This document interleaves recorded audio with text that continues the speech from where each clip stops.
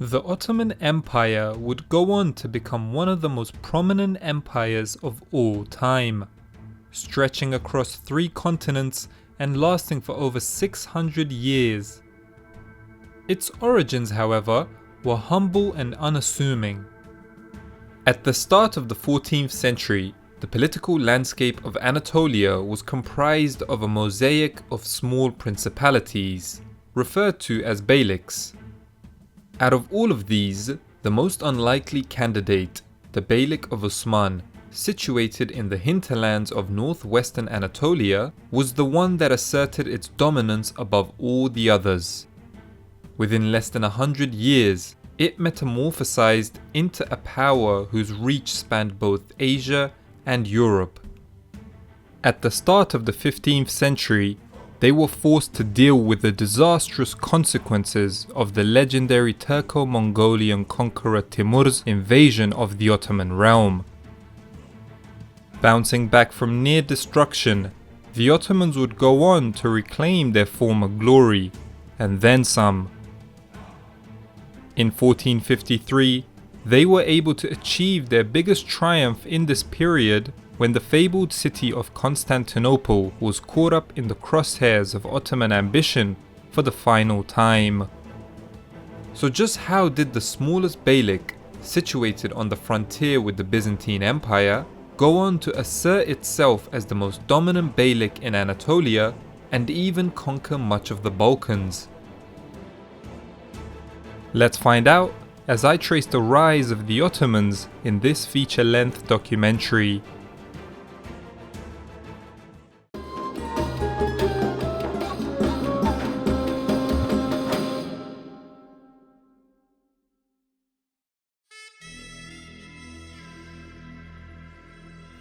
By 1243, the Mongols brought their campaign of conquest to Anatolia. At the Battle of Kosidag, they dispatched the forces of the Seljuk Sultanate of Rum, thereby sending Anatolia into a power vacuum filled with lots of little principalities known as beyliks, which contended with one another. The Mongol invasion of Central Asia drove huge numbers of Turkomans westwards in an attempt to escape the wrath of the Mongol Khan. Many of these migrant Turkomans would end up in Anatolia, where they even went on to set up a few beyliks. At the turn of the 13th century, a beylik was established in northwestern Anatolia in the region of Bithynia by a man named Osman.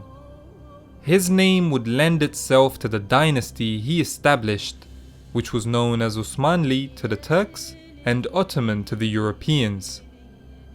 Sometimes people are tempted to ascribe the founding of the Ottoman dynasty to the year 1299, but there is no clear evidence to confirm this. What we do know is that it took place around the beginning of the 13th century.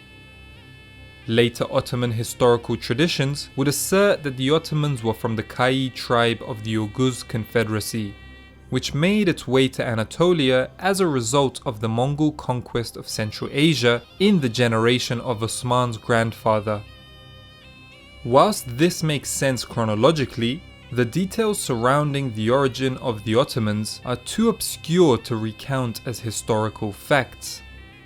One thing that we can confirm is the historical authenticity of Osman's father, Ertugrul, the subject of the popular Turkish historical drama, as we can tell from coins minted during Osman's reign. Another Ottoman tradition that was later projected onto their origins is known as Osman's dream. According to 15th century Ottoman chroniclers, Osman had a dream that his descendants would go on to create a powerful empire that ruled a vast area. The story goes that Osman was staying the night in the home of a local holy man named Sheikh Edebali, when in his dream he saw that a moon arose from the holy man's breast and came to sink in his own breast. A tree then sprouted from his navel, and its shade compassed the world. The veracity of this story has understandably been criticized.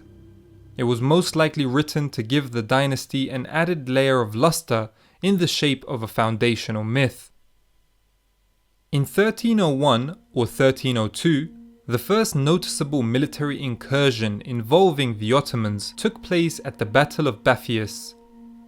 There, they defeated a Byzantine force sent to neutralize their threat to the environs of key Byzantine strongholds such as Nicaea and Prusa, known to the Turks as Iznik and Bursa respectively. According to contemporary Byzantine chroniclers, Bithynia in this period was a prosperous and populous area, and one that was well defended as well. So even though the victory at Baphius gave Osman a largely free hand in the countryside, the key cities withstood Ottoman aggression.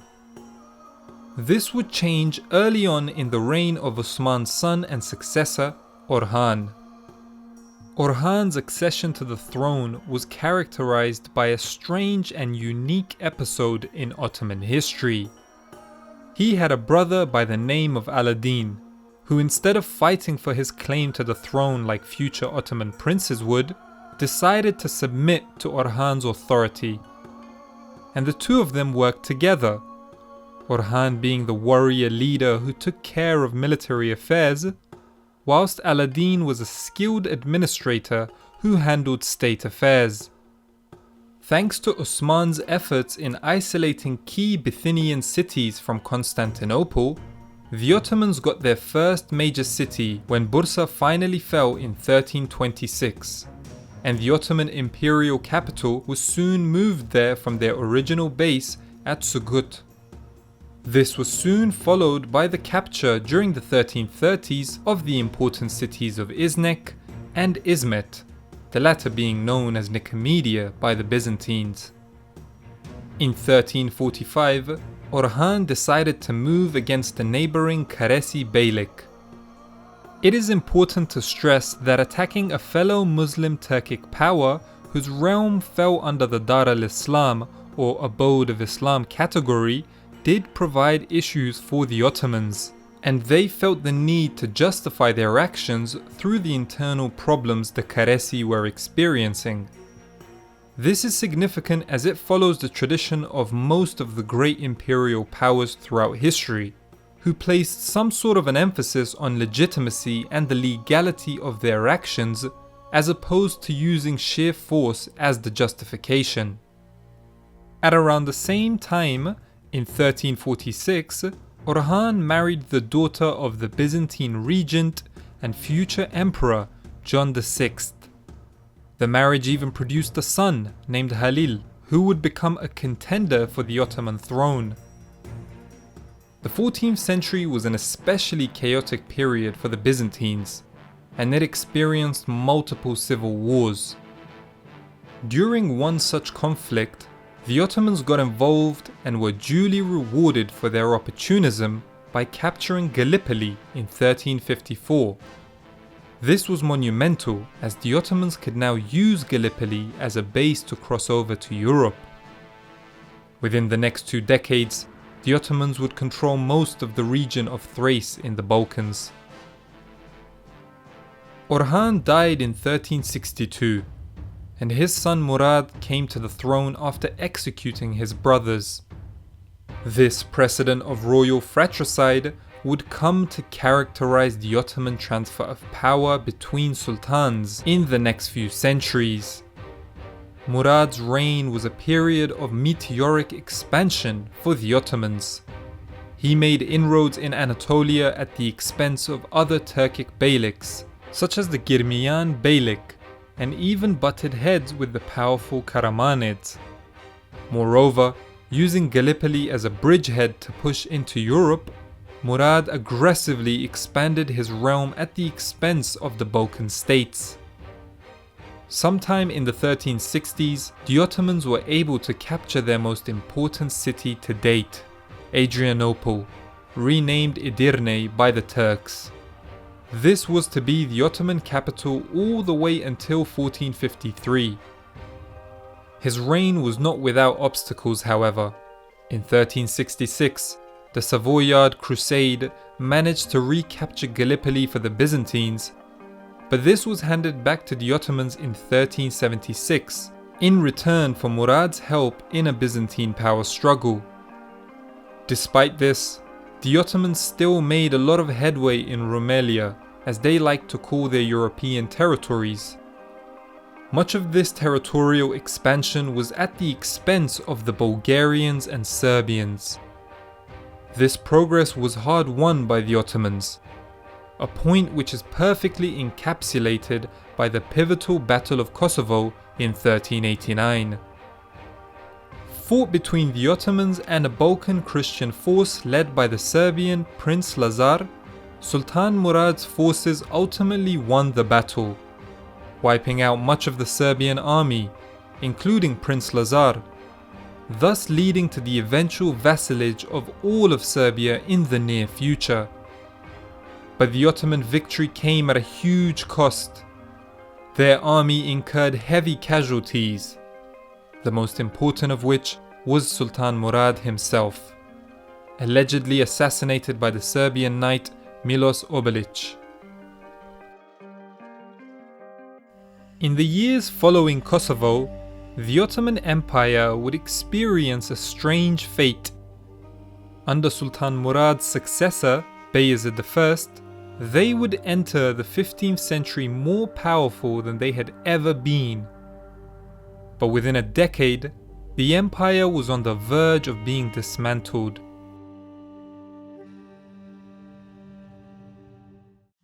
Sultan Murad's assassination at the Battle of Kosovo in 1389 meant that a new sultan had to take his place. His son Bayezid immediately took the reins of control, executing his brother Yaqub on the battlefield. Deservedly nicknamed Yildirim, meaning thunderbolt, Bayezid's reign was an active one, filled with military campaigns and conquest. His father's death was interpreted as an opportunity by some of the Anatolian beyliks to move against the increasingly powerful and aggressive Ottomans. So Bayezid spent the first 3 years of his reign campaigning against his fellow Turkic beyliks. With the help of soldiers provided by his Christian vassals, he was able to take over all of western Anatolia. This expansion benefited the Ottomans economically, as they now had greater control of the land and sea trade routes that connected east and west. After making peace with the powerful Karamanid Beylik, Bayezid set his focus on Europe. At the same time, in 1394, Constantinople was put under siege by the Ottomans for the first time.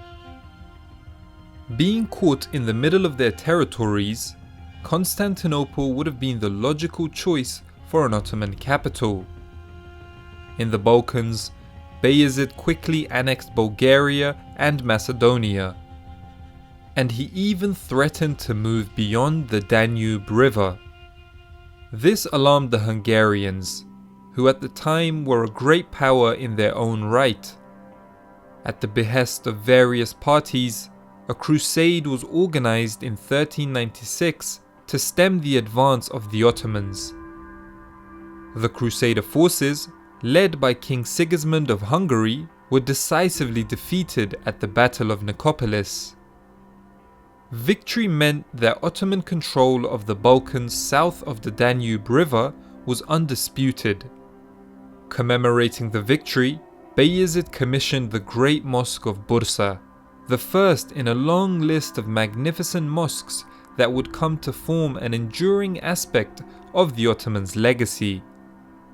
Once the Balkans were neutralized, Bayezid resumed his campaign against the beyliks of eastern Anatolia. In around 1398, he turned his attention to the two most powerful ones, the Karamanids and Eretna of Qadi Burhanuddin. Bayezid soon annexed both to the Ottoman realm.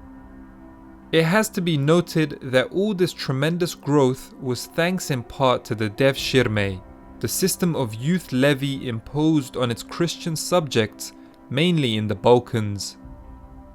As part of this, young boys would forcibly be taken away and recruited into the Ottoman administration and military. the famed Janissary infantry unit, were formed out of this system. Whilst there is evidence to suggest that the Ottoman practice of youth levies had existed earlier, it was really in the reign of Bayezid that it was institutionalized. Sultan Bayezid's expansion into eastern Anatolia opened up the prospect of a conflict with the great Turco-Mongolian conqueror, Timur, who at the turn of the 15th century was on campaign in Syria against the Mamluks. Timur viewed himself as the successor to the Mongol Ilkhanate dynasty's claim over Anatolia. The imperial ambitions of both men made an eventual conflict somewhat inevitable. Tensions culminated at the epic Battle of Ankara in 1402, where Timur's forces prevailed over the Ottomans and even managed to capture Sultan Bayezid. The beleaguered Sultan would die in captivity a few months later. Most of the beyliks annexed by Bayezid now became independent again, and the impending Ottoman takeover of Constantinople was delayed by 50 years. But the true significance of the Battle of Ankara was that it immediately brought about one of the most destructive episodes in Ottoman history, the Ottoman Interregnum. A civil war that lasted 11 years, it saw 4 of Bayezid's sons contest the throne: Isa, Suleiman, Mehmed and Musa. All fought until only one was left. The war experienced various twists and turns. Isa was knocked out at the start of the conflict. Subsequently, the eldest brother, Suleiman, was in the ascendancy until 1410, but he passed on his authority to Musa, who defeated and executed him. Musa was then defeated by Mehmed in 1413, and the new sultan began to piece the empire back together. In Anatolia, Mehmed was unable to exert an aggressive policy towards the beyliks, fearing disapproval from Timur's son and successor, Shahrukh. In Europe, the Christian Balkan states acted independently and had even regained some land back. But fortunately for the Ottomans, their Balkan rivals could not effectively take advantage of their weakness, meaning that their position in Rumelia remained fairly strong. So why were the Ottomans able to survive a politically traumatic experience like an 11-year-long civil war? The most convincing answer has been offered by the esteemed Turkish historian Halil İnalcık, who argued that it was because of the system of central government which provided the Ottoman state with a strong infrastructure that could thus withstand the shock of the civil war. The slaves turned administrators that were developed from the Devshirme system offered the dynasty a level of continuity and stability even as the civil war raged on. Sultan Mehmed's death in 1421 brought about a succession that showed that the ghosts of the Ottoman civil war were still alive. Mehmed was succeeded by his young son, Murad II, who immediately had to contend with his uncle Mustafa for the throne. Mustafa had been held by the Byzantine Emperor, Manuel II, who enjoyed a slight resurgence of his authority in the aftermath of the Battle of Ankara, partly due to the Byzantine policy of keeping Ottoman claimants to the throne and then releasing them at opportune times so that the ensuing divisions could wreak havoc on their Turkish foes. Murad's uncle, although considered by the Ottomans to be an impostor, was able to take control of Rumelia and looked poised to knock his nephew off the throne. Mustafa had the support of various prominent Muslim frontier warrior leaders in the Balkans, who had been essential in the expansion of the Ottoman realm into Christian territories.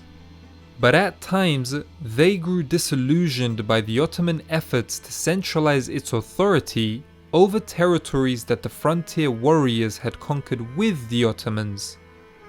In 1422, Murad II was able to defeat his uncle and executed him. But his internecine woes were not over. In the same year, he decided to punish the Byzantines for their meddling in Ottoman affairs by putting Constantinople under siege. The Anatolian beyliks, fond of their newfound independence, saw this as an opportunity to deal a blow to the Ottomans. Murad's younger brother, who was also called Mustafa and had fled to the Karamanids upon his father's death, was encouraged by various beyliks to stake his claim for the throne. Equipped with an army, he besieged Bursa, thus forcing Murad to call off his siege of Constantinople and deal with his little brother. Shortly thereafter, Murad defeated and strangled his younger brother to death. In the mid-1420s, Murad put an end to all the beyliks of Western Anatolia by annexing them for the last time. Having thus consolidated his rule, Sultan Murad II now shifted his focus to the Balkans. After reconquering the city of Thessaloniki in 1430 from the Venetians, much of Murad's focus in the region revolved around the rivalry with Hungary. Serbia, a long-time vassal, was annexed into the Ottoman realm in 1439. In the background to this, renewed efforts had been made by various parties in Christendom for a crusade against the Ottomans. In 1439, the centuries-long schism between Catholicism and Orthodox Christianity was officially ended. This Christian optimism led to the Crusade of Varna in 1443. Originally starting well for the Crusaders, the multinational coalition soon slowed down when a visible disconnect began to emerge between the Balkan states and the Western Christian Crusaders. This resulted in the Balkan Christians agreeing to a truce with the Sultan in the summer of 1444. Sultan Murad immediately followed this up by crossing into Anatolia and making peace with the Karamanids. With both his eastern and western frontiers secured, Sultan Murad remarkably decided to abdicate in favor of his 12-year-old son, Mehmed II. Sensing an opportunity, the Hungarians immediately reneged on the truce. The Ottoman Grand Vizier, Chandarli Halil Pasha, recalled the retired Sultan, who duly responded by marching straight to the battlefield at Varna on the Rumelian coast of the Black Sea. At the subsequent Battle of Varna, the Ottomans defeated the Christian coalition and Murad went back into his retirement. His second retirement was only a little longer than his first one. The young Sultan Mehmed's decision to debase the currency drew widespread negative reactions, especially from those employed by the state, such as the Janissaries. So in 1446, once again at the request of the Grand Vizier, Sultan Murad came back to take his crown. Despite the victory at Varna, Ottoman authority in the Balkans was still unstable. In Albania, Gjergj Kastrioti, also known as Skanderbeg, was in the beginning stages of his 25-year-long resistance against the Ottomans. Further north, the danger from the Hungarians had not been extinguished. Under the leadership of the energetic regent John Hunyadi, Hungary organized a Christian coalition which had a showdown with Sultan Murad's forces at the fiercely contested Second Battle of Kosovo in 1448. Similar to the First Battle of Kosovo in 1389, the result was an Ottoman victory, and just like the first one, the implications were significant. The Balkans were pacified for the time being, and the fate of the iconic city, Constantinople, was sealed. Nobody was going to come to their rescue now. War-weary from constant conflict, Murad finally got the peace he wanted when he passed away in 1451. His son Mehmed was now a young man and demonstrated great energy right from the beginning. Even in his first reign in the 1440s, Mehmed had surrounded himself with hawkish advisors for whom the conquest of Constantinople was high up on their list of priorities. Having planned it for almost 2 years, Mehmed finally besieged the city in April 1453. For 7 weeks, Ottoman cannons blasted the walls of a blockaded Constantinople. Finally, on Tuesday the 29th of May 1453, Janissary troops entered through a breach in the walls opened by cannon fire. The Second Rome had fallen to the Muslims.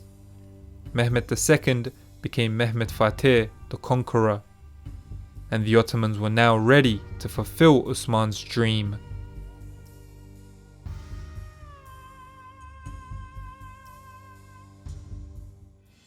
All this growth and the ability to bounce back from a deadly civil war begs the question, how did the Ottomans do it? Despite the fact that we have very few primary sources from the 14th century, historians have been deeply interested in the nature of the early Ottoman polity and their imperial ascension. From the 1940s until the 1980s, the most popular explanation for the rise of the Ottomans was encapsulated by the Ghaza thesis. Proposed by the Austrian historian Paul Wittig in 1938, it boldly argued that the goal of the early Ottoman rulers was to fight for the cause of Islam against the non-believers.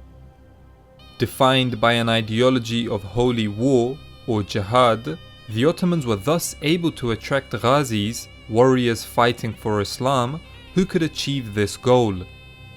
Considering the Ottomans were situated on the frontier with the Christian Byzantines, there would be an almost perpetual cycle of recruitment of Ghazis across Turkic Anatolia who could join the Ottoman army.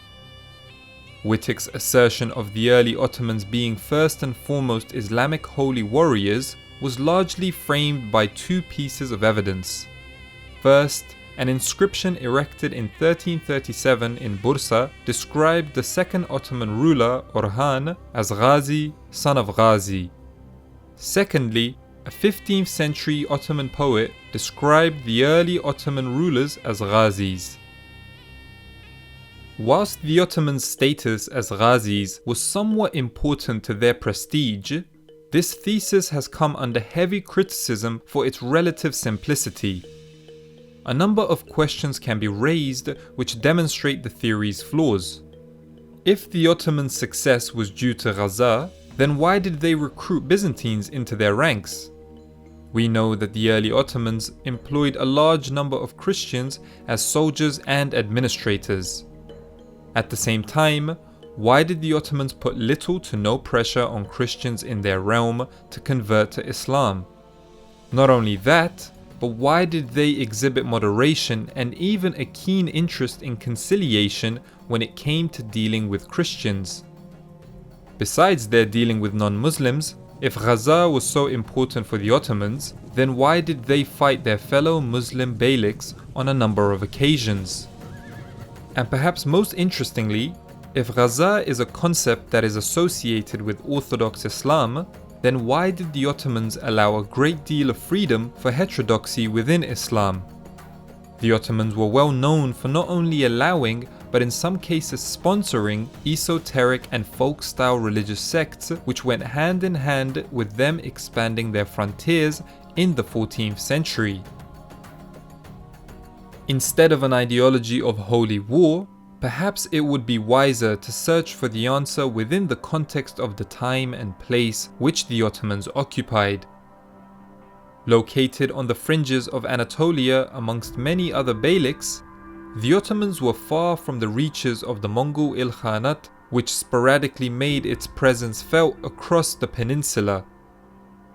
Their Byzantine neighbours, once seen as the epitome of imperial grandeur, were now a shadow of their former selves. The 14th century would prove to be a troubling and turbulent period for Byzantium, racked with civil wars and court intrigues that provided their Turkic foes with key opportunities to grow at their expense.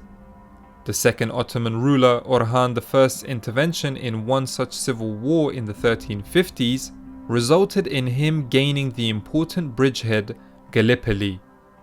Even during Osman's rule, the Byzantines could rarely muster up the resources to confront the Ottomans. The story was largely similar in the Balkans, once the Ottomans used Gallipoli to cross over to Thrace. There, the declining power of the Bulgarians and the Serbians provided fertile ground for the Ottomans to make quick progress in their conquests. In addition to being fortunate regarding the weakness of their foes, the Ottomans were also lucky that they inhabited a region in Bithynia which was described by contemporary chroniclers as being prosperous and well populated. And with the obvious Byzantine decline, it was there for the Ottomans to take. Now, even though the Ottomans were fortuitous in where they were situated and the declining nature of the regional powers around them, they have to be given credit for the way that they took advantage of that good fortune. For instance, at a time when its opponents were struggling with unity and civil conflict, Ottoman successions were a fairly smooth, albeit often cutthroat process. Their practice of unigeniture, whereby their territories were held intact under a single heir during a succession, was a departure from what most of their fellow Turkic Anatolian beyliks did, who instead followed the Turco-Mongolian tradition of dividing a realm amongst various heirs, which more often than not proved to be an impediment to continued growth and progress, and ultimately paved the way for a fracturing of the realm. The Timurid Empire is a good example of this, as it would soon become fractured under Timur's progeny.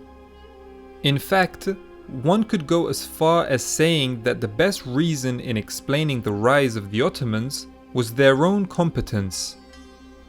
Despite having started out with nomadic roots, within just a few generations it had learned how to administrate an empire that encompassed numerous languages, ethnicities, and religions. This ability to develop an organizational infrastructure gave it a solid foundation that not only facilitated growth, but also allowed it to absorb the shock of devastating events such as the Ottoman interregnum. Their practice of not dividing the realm during a succession was actually part of a larger characteristic that might have been the most effective strategy in their rise to power. This was their focus on centralizing their authority. Despite being uncommon within Turkic politics, this actually allowed them to constantly fine-tune the Ottoman machine so that it ensured the smooth running of the Ottoman imperial project. During the conquests of Orhan and Murad I, they prevented the establishment of autonomous principalities in areas entrusted to high-ranking officers. This had been a feature of the Anatolian beylik's political landscape. For example, the beylik of Aydin was established by commanders who started out under the Germiyans in western Anatolia. This would prove to be a real problem for the Ottomans. In the early stages, the Ottomans relied very heavily on certain frontier warrior leaders in acquiring and governing new territories.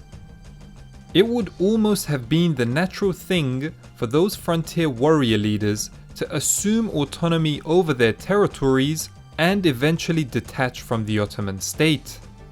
Instead, what happened was, the Ottoman ruler was able to centralize more and more power into his own hands. Perhaps the most important component of their centralizing thrust was the Janissaries. As the Ottoman ruler transformed himself from a bey to a sultan, there was a need to have access to a source of power which circumvented Turkic tribal dynamics. Even though the devshirme system of youth levies from which the Janissaries were recruited from was institutionalized in Bayezid I's reign in the 1390s, there is evidence to suggest that this practice was in place during the reign of Murad I. There are even some who claim that the practice has its roots in the time of Orhan, whose brother and vizier Aladdin Pasha was said to have started it. Having implemented the youth levy policy at such an early phase of their development just goes to show how the Ottomans were able to distinguish themselves from their fellow Turkic beyliks. In time, those who were recruited through the devshirme would form part of the governing class of the Ottoman Empire in the peak of its imperial glory. The robust manner in which young Christian boys could go on to attain positions of authority sheds light onto a fascinating point that is keenly highlighted by Turkish historian Kemal Kafadar.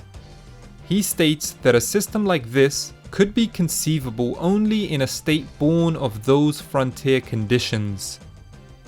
The meritocratic emphasis of the devshirme would undoubtedly have been correlated to frontier society, which, with all of its harsh conditions, would naturally have engendered a greater respect for merit rather than status. Merit always has practical benefits. Status only sometimes does. The impact of being situated on a frontier is key to understanding the nature of the Ottoman polity. Throughout history, and regardless of where, frontiers are often places which have a tremendous degree of mobility and fluidity. People could move from place to place, allegiance to allegiance, and even faith to faith with an ease that is tough to imagine in more settled and stable societies. The Anatolian frontier would have been no different. The prominent Byzantine renegade, Kosei Mihal, was just one of many Byzantines to change their allegiance to the Ottomans, and in time even convert to Islam. For the Ottomans, they had no issues with inheriting the administrative influences of both the Perso-Islamic and Byzantine traditions. The fluid and mobile nature of the frontier was amply exhibited by the revolt of Sheikh Badruddin. A prominent Muslim scholar and mystic, Sheikh Badruddin's mother was the daughter of a Byzantine commander whose castle was taken by Sheikh Badruddin's Ghazi father. In 1416, he would lead a revolt on the European frontier marches, which was centered on syncretic beliefs that aimed to do away with divisions between Christians and Muslims. His revolt was supported by thousands of Muslims and Christians alike. Within this context, it is not surprising to hear historian Caroline Finkel say that coexistence and compromise between different manifestations of religious belief and practice is one of the abiding themes of Ottoman history. The mobility of the frontier was also likely the source behind the sharp appreciation that the Ottomans had for pragmatism. When the fourth ruler, Sultan Bayezid, wanted to assert his dominance over the other beyliks, he would get a fatwa, a ruling given by a recognized authority on a point of Islamic law. He charged that the beyliks undermined his efforts to wage a jihad against the Christian powers in the Balkans. Whilst the emphasis on jihad might make you think that this lends support to the Ghaza thesis, in actuality this was an example of the Ottomans employing realpolitik to achieve their goals. Even though Bayezid received fatwas, his suppression of the beyliks actually depended on the usage of Christian soldiers provided by his vassals such as Serbia. This just goes to show the nuanced nature of the Ottomans' approach to governance and policy making. As I'm sure you can appreciate by this point, understanding the nature of the Ottoman polity at this early stage can be a complicated and confusing affair. Perhaps the best encapsulation of it has been provided by Kemal Kafadar, who eloquently stated the following: "A more comprehensive view of the emergence and trajectory of Ottoman power is gained by looking at it as a coalition of various forces, some of which were eventually driven to drop out of the enterprise, or subdued, or marginalized. In other words, it was a history of shifting alliances and conflicts among various social forces which themselves were undergoing rapid transformation while constantly negotiating their position within the polity. The early makeup of the Ottoman state was heavily dependent upon forces such as the frontier warriors, the pastoralist tribes, and even heterodox dervishes. But in time, all three of these initially vital components of the state were suppressed by the centralizing nature of the Ottomans. We already saw what happened to Sheikh Badruddin and his heterodox supporters. Similarly, many prominent frontier warrior families slowly lost their eminence to the momentum of Ottoman centralization. The Byzantine renegade Qasim Mihal had a great deal of parity in his relationship with Osman, but his family, the Mihaloglu, were definitively brought under the authority of the Sultan and incorporated into the hierarchical structure of the Ottoman Empire, largely in the shape of commanders of frontier regions in the Balkans. In my opinion, the Ottomans' centralizing instincts and their frontier mentality combined to make them the energetic and dynamic force that they became. One could argue that the Ottomans' mentality as a frontier principality came to an end with the conquest of Constantinople in 1453, from which point it became a certified imperial polity. A perfect example of this metamorphosis was provided by Mehmed Fatih's decision to stop standing up at the sound of martial music, a tradition that was adhered to by his predecessors in order to demonstrate their reputation as frontier warriors. Mehmed's decision to abandon the tradition was a signal to all that the Ottoman ruler had reached a loftier status than just a frontier warrior leader. Now they were sultans, Caesars, and in time even Khalifs. As usual, I want to thank my patrons for being awesome and generous. If you want to support the channel, there's a link to my Patreon in the description to this video. Join me next time as I continue the story of the Ottomans. Until then, peace.